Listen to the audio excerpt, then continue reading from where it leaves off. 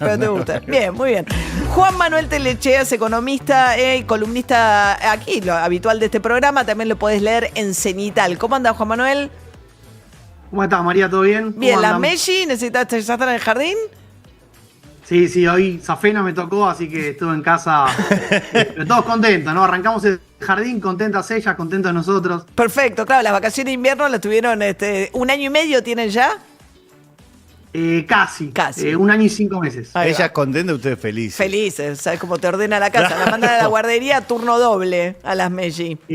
Sí, es algo que uno no tiene en cuenta, ¿no? Siempre piensa que la vacación de invierno es algo espectacular hasta que es padre y se da cuenta del problema que genera toda la parte logística. Exacto. Bueno, a ver, Juan, dijo el ministro Caputo que espera que el número de inflación de julio, ellos tienen, ¿no? Como un monitoreo previo, sea el más bajo del año, con un 3 adelante, seguramente es la expectativa del gobierno para el mes de julio en materia de inflación, que pasa a ser la prioridad absoluta a la que subordina todo lo demás, ¿no? Un poco el gobierno, que es ir a un escenario de baja pronunciada de la inflación. Sí, digamos, para poner un poco en contexto lo que dijo el ministro, creo que es llamativo, ¿no? Porque justamente las últimas medidas del gobierno lo que están mostrando es eso, es que hoy la prioridad absoluta del gobierno es bajar la inflación y que logre llegar al 2%, que es el objetivo que puso Milei para luego empezar con la unificación y la quita de regulaciones en el mercado cambiario, ¿no? O sea, esto es llamativo porque cuando uno repasa un poquito cómo fueron los anuncios de Milei, sobre todo desde el momento de la campaña, siempre dijo que la inflación era un fenómeno, digamos, que tardaba bastante tiempo en bajar, ¿no? y en consolidarse el proceso, lo cual es algo cierto. Cuando uno mira todos los planes de estabilización, la inflación tardó bastante más. Acá me parece que lo que el gobierno está identificando es que está en una encrucijada muy grande, porque precisamente lo que está pasando es que se agotó la primera fase de acumulación de dólares. O sea, el gobierno hoy no está, el Banco Central no está comprando dólares, terminó la etapa de la liquidación de la cosecha, vienen los peores meses, y justamente entonces, digamos, la siguiente fase, lo que le pedía al mercado era pasar a esta desregulación, y honestamente yo creo que lo que está haciendo es una apuesta muy riesgosa, que es la de intervenir en el mercado cambiario, porque recordemos que el aumento de la brecha del mes pasado le había pegado los precios. Entonces, está vendiendo los pocos dólares que tiene para tratar de contener la brecha, para que la inflación siga bajando y, digamos, lograr una convergencia de las tasas de interés del tipo de cambio oficial y de la inflación al 2%, ¿no? Y que una vez que esto suceda, ahí supuestamente llevaría a cabo la unificación cambiaria. Claro, el tema es, mientras tanto, bueno, por un lado tiene un costo fiscal, ¿no? Porque está aumentando el peso de los subsidios. Frenó la suba del transporte público, sí. Hay subas que estaban previstas en materia de energía, más subas que al final no aplicó. El tema del impuesto a los combustibles. Prometió que va a sacar el impuesto país, que primero lo va a reducir y después lo va a sacar, con lo cual todo eso significa un poco menos de recaudación y también más gasto.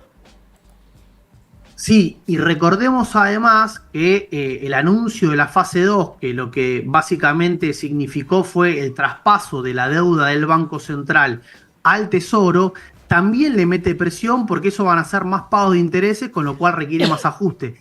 De todas maneras, yo creo que efectivamente esto es lo que va a terminar pasando, porque si hay algo que el gobierno dejó en claro hasta ahora es que no le tiembla el pulso a la hora de tener que ajustar ningún tipo de gasto para seguir manteniendo el superávit financiero. Entonces, me parece que el punto acá, como bien marcado María, es esto, ¿no? Va a ser mayor ajuste fiscal para mantener ese equilibrio, para poder pagar la deuda, y que justamente la tasa de interés empieza a jugar también un rol distinto al que venía jugando hasta ahora. La tasa de interés venía bajando.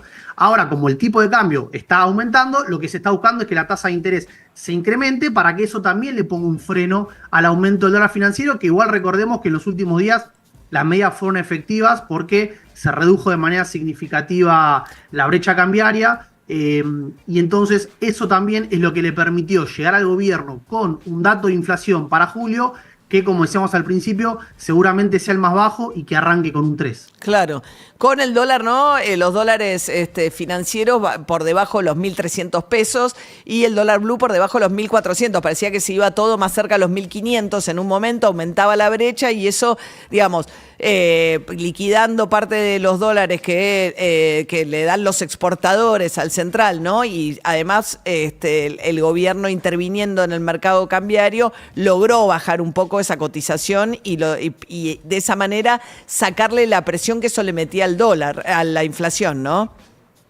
Exactamente. Ahora, insisto con algo, acá el riesgo, que es un poco lo que también está viendo el mercado y por lo cual aumentó de manera significativa el riesgo país, es que el Banco Central no tiene los dólares suficientes. O sea, no llegó a acumular una cantidad importante de divisas. Hoy las reservas en términos netos siguen estando en una posición negativa y además sigue enfrentando pagos de deuda. Es como jugar al truco cuando te ve todo el mundo las cartas. Claro, te iría a jugar al truco con 2 4, ¿no? Y un 3, ¿no? Claramente, está haciendo una apuesta muy arriesgada, que el mercado la lee, pero bueno, digamos, la apuesta es esa, ¿no? Sí. Bajar la inflación. Uno especula, claro, que el gobierno lo que cree también es que ahora con el blanqueo va a tener un ingreso de dólares y que eso le va a dar un puente hasta que empiecen a venir las inversiones que van a venir bajo el régimen el régimen de incentivo a las grandes inversiones, ¿no? La idea de tener un puente a través del blanqueo de capitales que le permita más algún crédito, especulan con, bueno, nada, están intentando con el Fondo Monetario, etcétera, pero algún tipo de ingreso extraordinario o extra de dólares, aguantando al momento en el cual empiecen a llegar las inversiones extranjeras para el régimen de incentivo a las grandes inversiones, que es fundamentalmente minería y petróleo, ¿no? Bueno, en esa línea, hoy ya la FIP, hace un ratito, a las 8 de la mañana, empezó a sacar los comunicados que habla de las opciones previstas para la exteriorización sin costo. Esto es el blanqueo de capitales. El blanqueo, empiezan a buscar, y además salieron a buscar a 250.000 personas y empiezan a recaudar ganancias a partir de ya la liquidación de julio, con lo cual en ese contexto esperan que eso les dé el tiempo necesario para transitar estos meses sin dólares. Exactamente, digamos, vos tenés ahora los meses más críticos donde el Banco Central, por cuestiones estacionales, como decía antes, no logra comprar, sino que probablemente venda. Ahí veremos qué pasa con el blanqueo. El gobierno habló de un ingreso aproximadamente de 2.000 millones de dólares, lo cual sería algo bastante positivo, pero insuficiente, ¿sí? Entonces, acá la cuestión es ver si hay algún tipo de financiamiento. Por ahora no parece ser el caso. Y la idea sería tratar de sostener esto hasta el año que viene. La duda ahí es si en el medio van a quitar las regulaciones o no, porque pensemos que esto ya hacerlo cuanto antes, seguramente va a haber un salto del dólar, eso va a pegar en inflación y el año que viene es año electoral. Entonces yo creo que van a tratar de hacer todo esto ahora y jugarse a que no se les desmadre, ¿no?, la economía hasta la transición del próximo año. Pero yo creo que el tema de la inflación, Milei dijo, yo les juro que no vuelve más la inflación. Yo creo que van a subordinar cualquier variable mientras las puedan manejar a que no haya un salto cambiario que pegue sobre inflación. Bueno, ahí para que eso suceda, la brecha debería ser nula, ¿sí? Porque si vos tenés una brecha cambiaria, el dólar oficial va para arriba y eso le impacta a los precios. Saliendo del cepo, vos decís, para salir del cepo no puede salir de ese 50% de diferencia entre el dólar oficial y los dólares financieros, ajusta para arriba y eso te pega fuerte en precios, como sabemos acá. Pero vos decís, ¿cómo hacen para salir del cepo teniendo brecha? Exacto, entonces por eso yo creo que están interviniendo, vamos a ver hasta dónde llega, pero obviamente que el escenario ideal sería ese, que la brecha sea nula y ahí unificar y que eso además permita el ingreso de divisa, ¿no? Es un esquema bastante delicado con un montón de operaciones quirúrgicas, veremos qué sucede. Juan Manuel Telechea, economista, gracias Juan, un beso. Nos vemos. Hasta luego. 8:36 de la mañana. Comentamos más temprano, pero no sé si vieron, no sé, me acordé porque la vi pasar, la imagen del surfista que ganó la medalla de oro, en un brasileño que surfó.